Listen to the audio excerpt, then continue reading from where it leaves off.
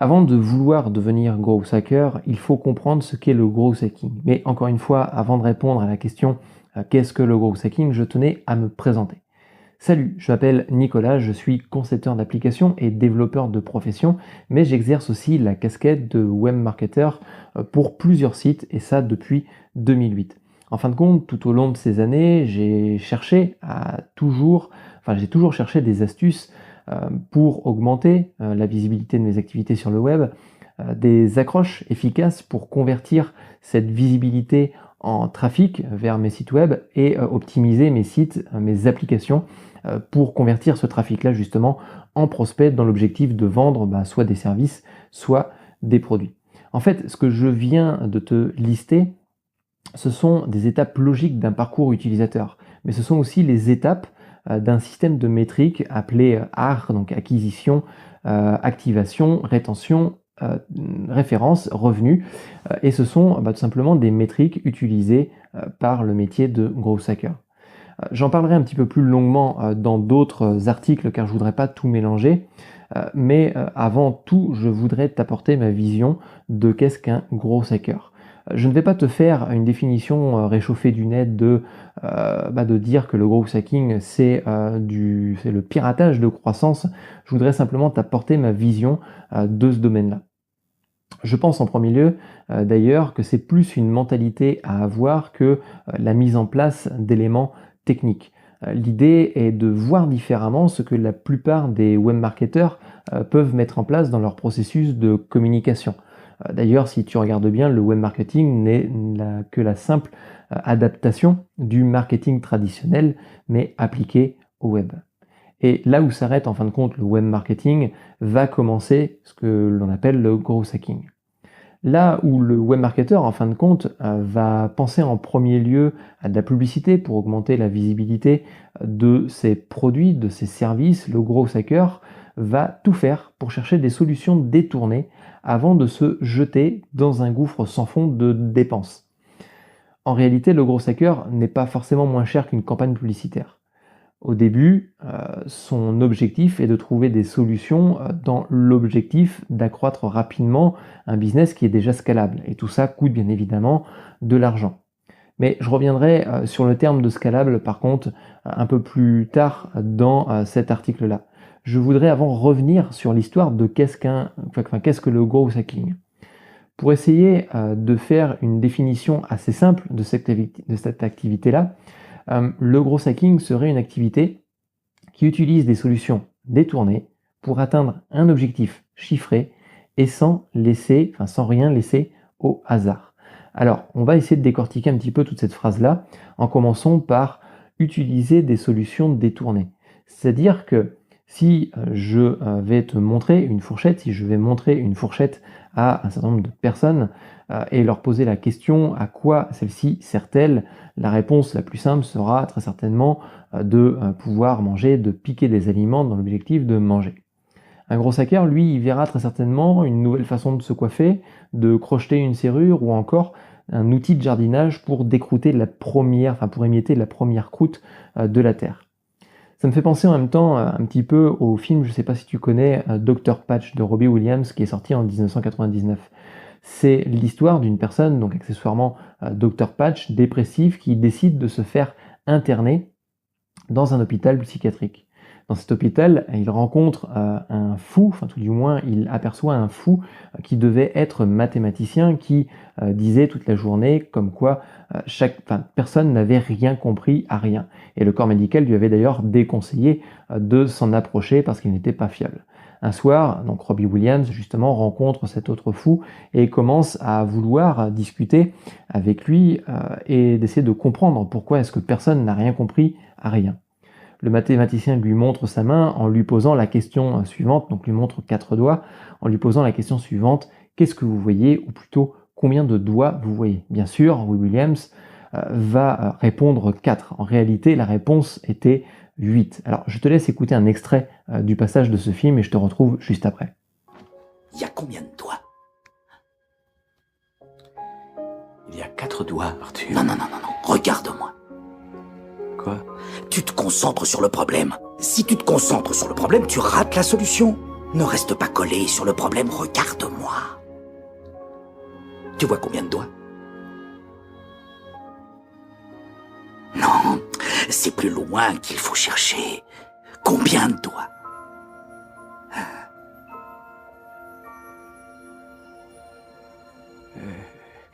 8? 8? Oh, 8. C'est bien 8, c'est la bonne réponse. Tâche de voir ce que personne ne voit. Vois ce que les autres choisissent de ne pas voir par peur, conformisme et paresse mentale. Change ton regard sur le monde, découvre-le. Oui, la vérité c'est que tu es bien parti. Si tu n'avais pas regardé plus loin que le drôle de vieillard malade, tu ne serais jamais venu me voir.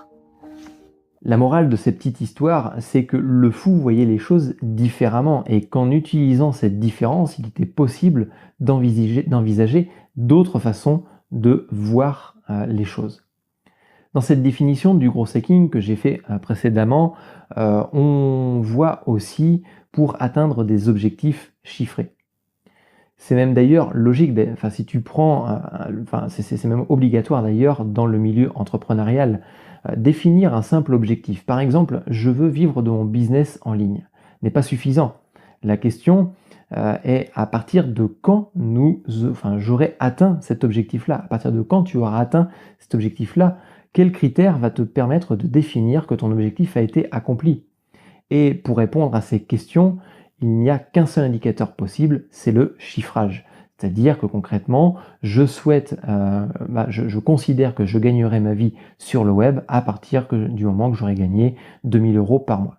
Alors au passage, ces différents indicateurs que l'on appelle KPI et qui s'appellent indirectement indicateurs clés de performance, en gros hacking, sont des indicateurs qui globalement sont retrouvés, sont réutilisés dans d'autres parties d'un projet et notamment la gestion de projet.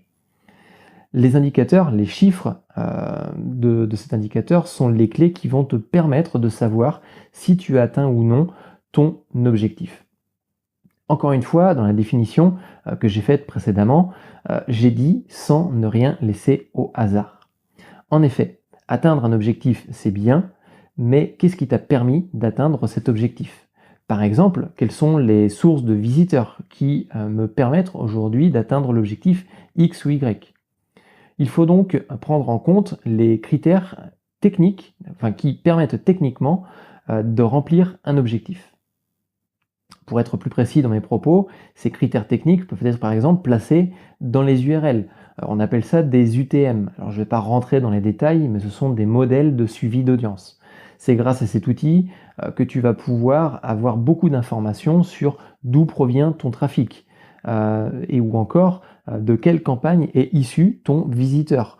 Si tu fais tout simplement la promotion d'un article sur les réseaux sociaux, par email ou tout simplement d'autres sources, comment est-ce que ce trafic est arrivé sur ton article? De quelle campagne d'emailing ce trafic-là est arrivé?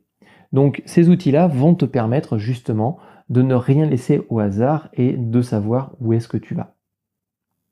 Si on pouvait, alors maintenant j'aimerais passer à un autre point, c'est quelles sont les qualités d'un gros hacker, parce qu'on a rempli notre premier objectif qui est de répondre qu'est-ce que le gros hacking selon moi. Maintenant, quelles sont les qualités qu'un gros hacker devrait avoir, et si on devait comparer un gros hacker, ce serait certainement à une personne empathique et bidouilleur aux multiples compétences. Alors en effet, si un gros hacker doit avoir de l'empathie, c'est principalement pour ses utilisateurs. Celui-ci doit savoir se mettre dans la peau de ses visiteurs, de ses utilisateurs. Le gros hacker doit limite même être une personne aux multiples personnalités de façon à pouvoir se mettre vraiment à la place de son audience.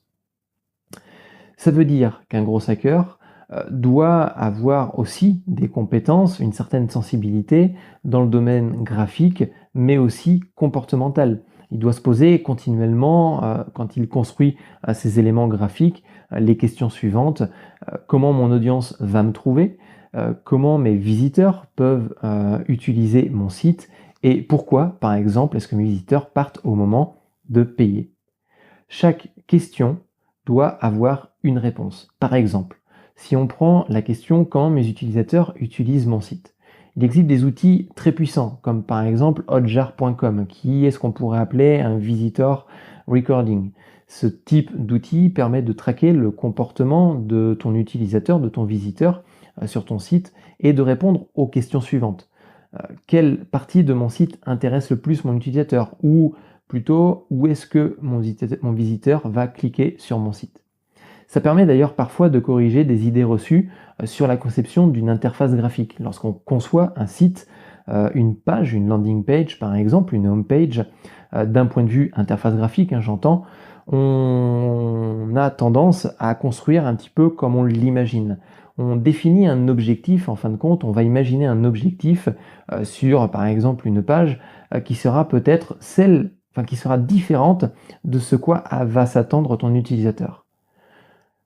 Je prends par exemple le cas d'une page d'accueil d'un site que j'ai modifié dernièrement. La page s'articulait de la façon suivante.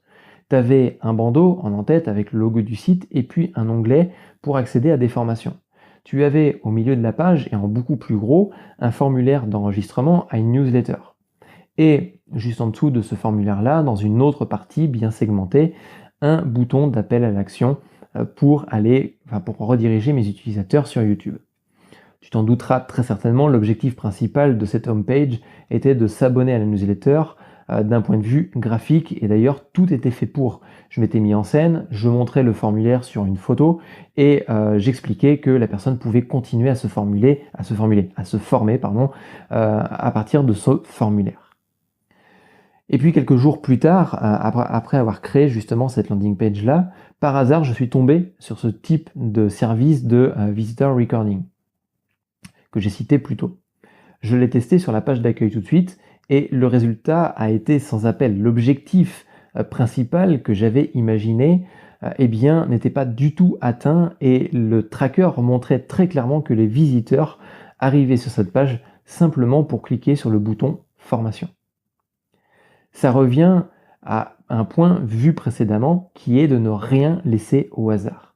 La réflexion à avoir au final est d'établir une hypothèse que l'on va tester en fonction de critères en particulier et on va mesurer leur impact.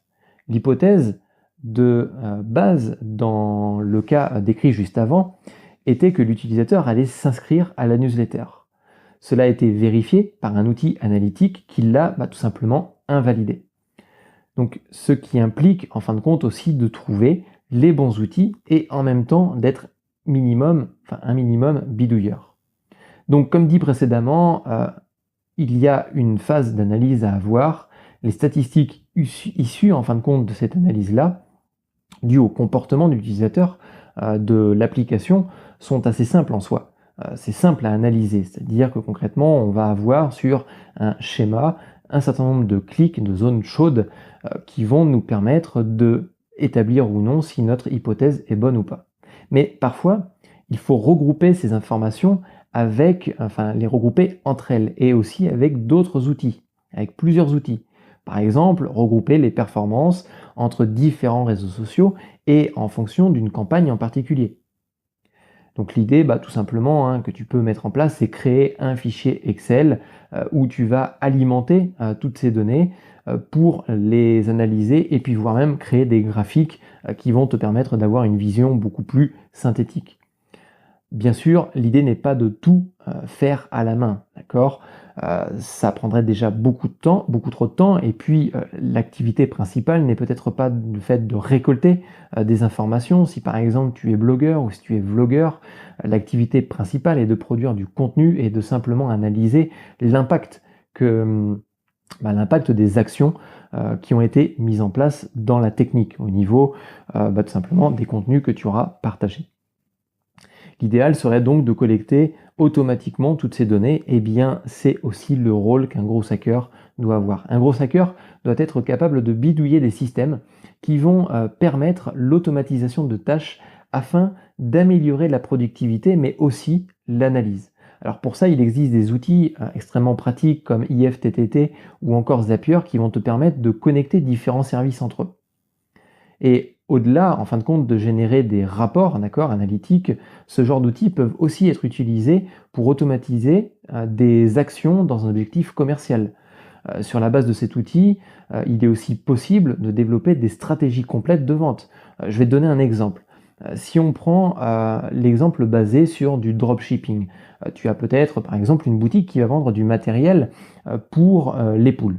Oui, effectivement, c'est une niche extrêmement particulière, mais il en existe. Et tu pourrais très bien commencer, en fin de compte, dans ce domaine-là et t'apercevoir que tu as très peu de visibilité. Il faudrait donc mettre en œuvre un système qui va te permettre de développer ton audience. Et une astuce toute simple serait tout simplement d'ajouter quelques articles de ta boutique dans un site d'annonce en ligne. Bien évidemment, sous la casquette d'un particulier. Alors imaginons que tu souhaites vendre un abreuvoir. Donc là, tu vas mettre ton article, tu vas déposer ton article sur un site d'annonce en ligne, tu vas mettre ton abreuvoir, tu vas mettre quelques photos, et lorsqu'une personne intéressée par ce produit-là te contacte, tu vas tout simplement lui annoncer que tu as déjà vendu ce matériel. Et tu vas lui annoncer que tu l'as précédemment trouvé sur le site X ou Y, qui est accessoirement le tien. En mettant en place ces stratégies, eh bien, il est possible de développer de l'automatisation avec par exemple des outils comme précisé plus tôt et notamment Zapier.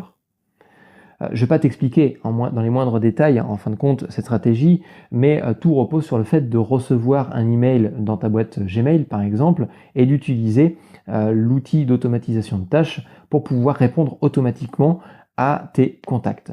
Même s'il existe des outils comme Zapier ou Witatief qui sont il faut dire très puissants, il faut savoir qu'ils ne font pas tout. Et parfois, eh bien, il va falloir mettre les mains dans le cambouis. Et si tu comptes devenir growth hacker, il va falloir que tu te lances aussi dans le développement. Car parfois, il y a des choses qui sont très compliquées à automatiser et les outils d'automatisation de tâches n'arrivent pas forcément à bout de tout. Tu peux devenir growth hacker sans coder, mais ça va être très rapidement bloquant, surtout dans certaines étapes. Ça me rappelle d'ailleurs avoir développé un outil qui permettait d'extraire des emails à partir des descriptions des profils de Twitter. À ce moment, je recherchais tout simplement à trouver un outil qui pouvait le faire pour moi. Éventuellement, Zapier était une possibilité à envisager, mais il ne faisait pas exactement ce que je recherchais. J'ai dû donc développer, en fin de compte, un programme qui permettait d'extraire sur des tweets. Donc concrètement, je récupérais un hashtag en particulier, une notification en particulière, et j'allais tout simplement lire la description de l'utilisateur et en extraire son adresse email. J'ai fait tout ça en Node.js. Mais dans d'autres cas, il est possible de faire autrement sans coder. Par exemple, tout du moins en codant. Par exemple, là j'utilisais Twitter, mais tu pouvais très bien, par exemple, récupérer les emails à partir d'un site web. Alors, je sais que mon dernier exemple n'est peut-être pas parfait, mais ça évite de payer un énième outil d'extraction d'email et de faire probablement des économies si toi tu débutes en fin de compte sur ton activité. Donc apprendre à programmer n'est pas en fin de compte si compliqué en soi. Programmer, c'est un petit peu comme parler dans une autre langue. Le plus gros du travail est de comprendre la logique de la langue dans laquelle on écrit.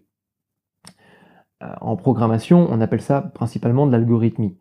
Si tu apprends les fondamentaux de l'algorithmie et que tu finis par saisir les concepts, programmer dans n'importe quel langage de programmation deviendra finalement un jeu d'enfant.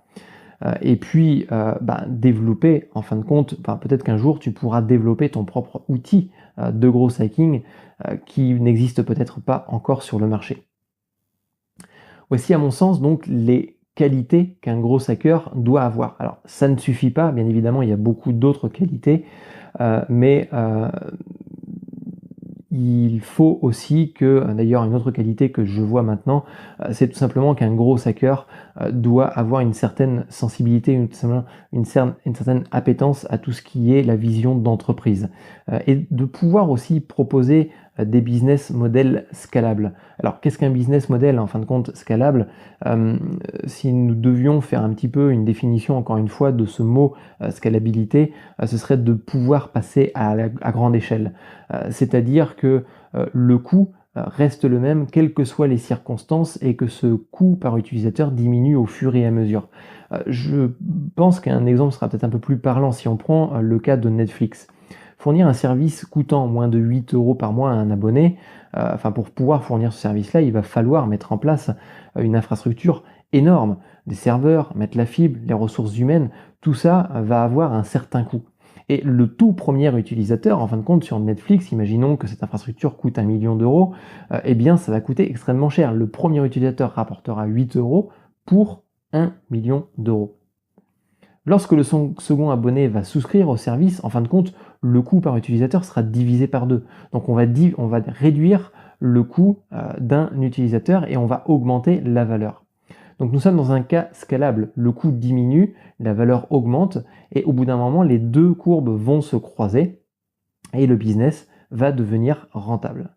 Il existe d'ailleurs beaucoup d'exemples en fin de compte de business scalable qui existent, notamment si tu prends l'exemple d'une stratégie basée sur Hotmail. Donc c'est une stratégie qui était basée sur un simple lien. Donc il y a deux créateurs, donc Sabir je crois et Jack, qui ont lancé en 96 donc la première version de Hotmail.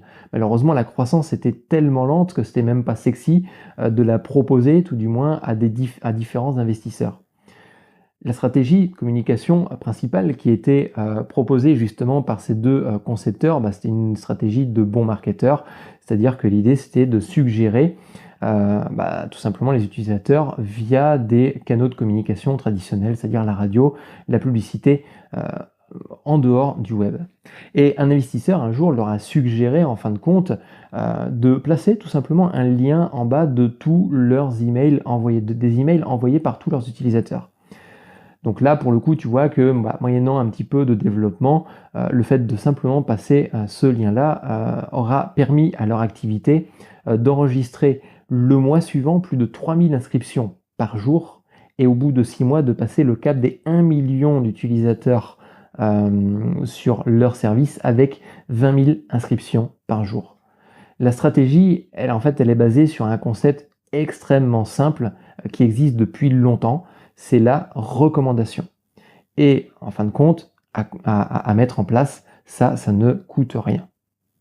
Après, tu as d'autres stratégies basées un petit peu sur le bluff, comme Dropbox, qui avait donc utilisé ce principe de recommandation, qui utilise aujourd'hui ce principe de recommandation d'ailleurs, qui est basé tout simplement sur le fait de recommander leur service à une tierce personne et de pouvoir augmenter leur espace disponible.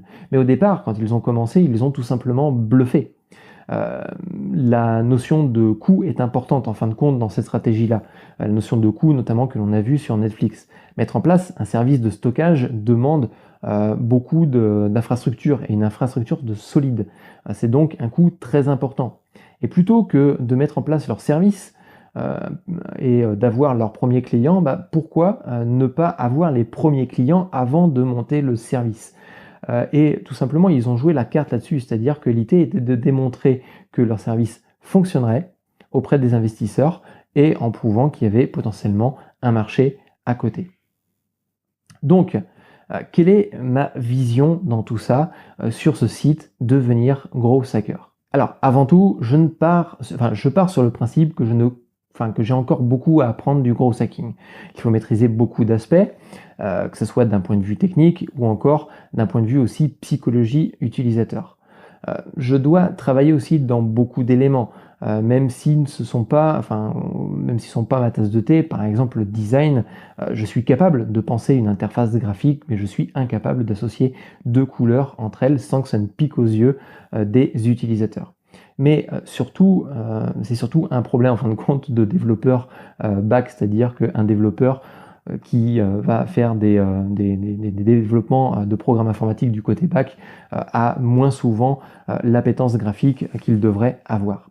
Après tout, le design est un travail à part entière, ce qui montre bien que le gros hacker doit avoir une autre qualité qui est celle de travailler en équipe. Même si je m'intéresse globalement à tous les domaines de la stratégie couverte par le growth hacking, j'ai une petite préférence qui reste sur la création de contenu, aux créateurs de contenu par exemple qui proposent leurs services au format numérique. Au passage, vendre des produits en ligne reste un business scalable en soi. Même si un produit numérique n'a pas de coût physique, il conserve quand même un coût humain. Et rapidement, en fin de compte, on va pouvoir réduire ce coût associé justement à la création de ce contenu-là en vendant de nouveaux produits au fur et à mesure. Donc on reste bien, encore une fois, dans un business qui est scalable. Et c'est très certainement dû à une relation que j'entretiens depuis maintenant plusieurs années avec l'activité de blogging. Malgré tout, le dropshipping est aussi un vaste sujet qui m'intéresse beaucoup, donc j'en parlerai très certainement dans les différents podcasts que je vais te proposer. Je souhaite donc, par le biais de ce site, Devenir Growth Hacker, te partager mes expériences, mes analyses et je l'espère beaucoup d'astuces qui vont te permettre d'avoir une croissance surboostée pour ton activité en ligne. Et je parle de podcast. Pourquoi le podcast plutôt que la vidéo? Parce que peut-être, alors déjà dans un premier temps, parce que le terme youtubeur n'est peut-être pas crédible à cause des nombreuses vidéos de chats qui peuvent exister et envahir nos vidéos sur smartphone, mais très certainement une raison liée au format. Dans un premier temps, le podcast est simple à écouter. Un téléphone, SoundCloud, des écouteurs et c'est parti pour quelques minutes de podcast dans les transports en commun ou encore en développant tes propres scripts, par exemple pour scraper des emails sur LinkedIn. Alors sache, blague à part, que LinkedIn n'accepte pas trop ce type de comportement. Dans un second temps, c'est peut-être aussi un exercice où le fait de réussir à faire comprendre un concept à un auditeur sans avoir l'image va permettre de montrer que l'on connaît bien le domaine. Et c'est ce que je pense d'ailleurs. Si tu es capable d'expliquer un concept, ça veut dire que indirectement tu l'as toi-même compris. Cela n'empêche pas qu'il sera possible d'ailleurs de temps en temps que je sorte des vidéos sur le sujet. L'audio est un très bon format, mais parfois une image, voire 25 images par seconde, vaut très certainement mieux que 1000 mots, ou tout simplement un bon podcast. Dans les différents sujets que je vais aborder avec toi en growth hacking, il existe une série de métriques. J'en parlais d'ailleurs au début, c'est le fameux métrique AR. Chacun de ces éléments pourrait, que je vais essayer de couvrir, pourrait très simplement aussi être différentes catégories d'un blog. Par exemple, l'acquisition fait appel à des connaissances qui permettent d'attirer de nouveaux visiteurs, notamment comme le SEO ou l'SMO. Tout ce qui est l'activation qui joue un rôle sur la psychologie, sur la proposition de valeur perçue dans un objectif de convertir ton utilisateur, ton visiteur en prospect. Ensuite, il y a la rétention qui permet de conserver l'attention de ton utilisateur sur la valeur que tu vas lui offrir. Il y a la référence aussi. La référence, c'est important d'ailleurs, grâce à cette fameuse référence, vous allez pouvoir augmenter le nombre d'utilisateurs dans votre système, comme le cas de Hotmail où la recommandation était la clé de leur succès. Si vous êtes reconnu par vos utilisateurs, votre visibilité n'en sera que meilleure. Et enfin, bien évidemment, il y a le revenu qui est généralement celui que l'on pense en premier, mais qui n'est tout simplement que le dernier maillon d'une suite logique d'étapes. Par exemple, si vous n'avez pas la preuve sociale, la fameuse référence, et d'ailleurs je te vous vois, je ne sais pas pourquoi, au fur et à mesure de ce podcast-là, eh bien tu n'auras pas confiance, tout du moins l'audience n'aura pas confiance et il sera plus difficile de vendre derrière. Tous ces points sont des sujets très intéressants à couvrir et je pense les utiliser avec des exemples, des cas d'études pour les illustrer. Alors, pour conclure, on pourrait considérer ce site web un petit peu comme une synthèse issue d'expériences, de tests sur différentes activités en ligne que je vais tenir à côté, où je vais te partager mes différentes justement expériences.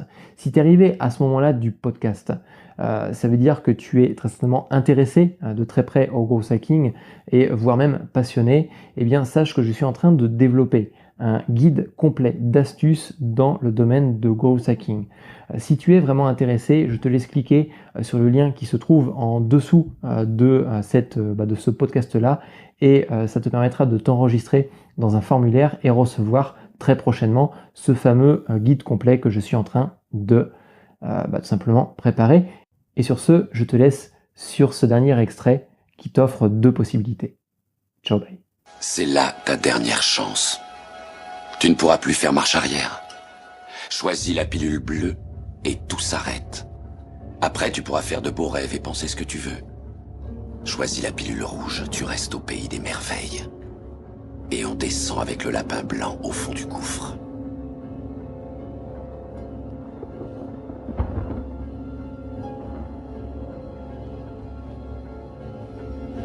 N'oublie pas, je ne t'offre que la vérité, rien de plus.